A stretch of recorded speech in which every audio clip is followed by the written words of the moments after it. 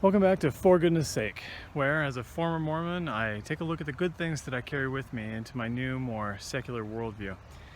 Today's topic, divinity. What is divine? And do I really consider anything to be truly divine now that I've left Christianity and become more of a secularist? I want to start out by comparing and contrasting Mormon theology with mainstream Christian theology in terms of the divine. And these are more different than I think most people realize. Of course, Christians and Mormons both have a very similar idea of God in terms of all-powerful, all-knowing, all-loving being. But mainstream Christianity adds in one more thing: unchanging. And this has some pretty big implications. Mainstream Christians believe that God is an entirely different type of being compared to people. In other words, humans and the divine are completely separate forever. Whereas Mormons have kind of a different view of this. This is a doctrine that Joseph Smith taught most clearly only shortly before he died in 1844. He taught that man can become as God, and God once was as man is. This fundamentally changes the nature of how we think of the divine character of God and the divine potential of human beings. And to be totally honest, I absolutely love this doctrine, and I always did as a Mormon. I love the way that it ennobles humankind. Mainstream Christianity finds this doctrine to be extremely blasphemous to this day, and as a matter of fact, many of Joseph Smith's followers at the time found this doctrine to be extremely blasphemous. And I think the main reason is because it seems to debase God to the level of humans.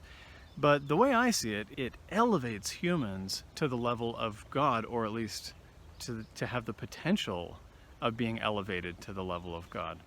The point is that as a Mormon, I believed that there was divinity in myself and in every human being, or at least a spark of divinity or a divine potential.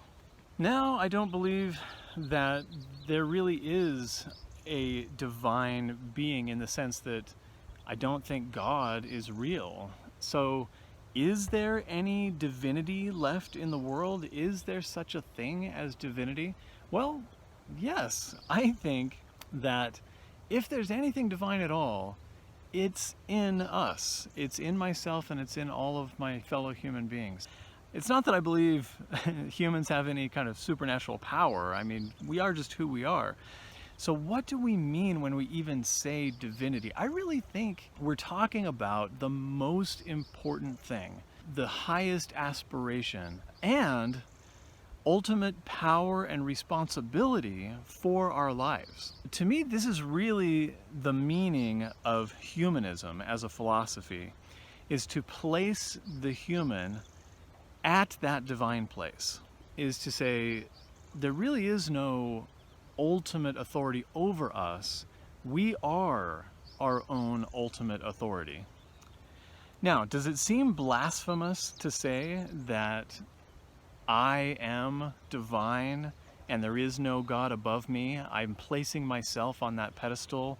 That does seem blasphemous. It seems prideful. It seems like a form of hubris almost. But I guess the point I want to make is that this humanist idea is just as blasphemous to Mormon thought as Mormon theology is to mainstream Christianity. In other words, mainstream Christians believe that Mormons have debased God by claiming that we can become as Him. And in that same way, Mormons would say that I have debased the idea of God by saying that we are the divine. But really, I'm just taking one more step in the same direction where Joseph Smith was going, towards ennobling humanity. I want to share a poem that I think really captures the essence of this very humanist idea of placing humans in the divine place and really taking ownership of our own lives, as well as a touch of the hubris that comes along with that. It's a poem that I've always really, really loved, but I like even more now that I've left Christianity. It's called Invictus by William Henley. Out of the night that covers me, black as the pit from pole to pole, I thank whatever gods may be for my unconquerable soul. In the fell clutch of circumstance, I have not winced nor cried aloud. Under the bludgeonings of chance, my head is bloody but unbowed. Beyond this place of wrath and tears looms but the horror of the shade. And yet the menace of the years finds and shall find me unafraid. It matters not how strait the gate, how charged with punishments the scroll. I am the master of my fate. I am the captain of my soul. I've loved this poem ever since I was exposed to it in high school. Even being a Mormon, I didn't really see any conflict. I saw it as just putting the onus on me and the individual responsibility on me to take responsibility for my own life and for my own eternal life. Now that I am more of a humanist, I see this poem as just a wonderful expression of, hey, who cares what comes after? I'm not afraid. I'm gonna just live my life now and take ownership for my life.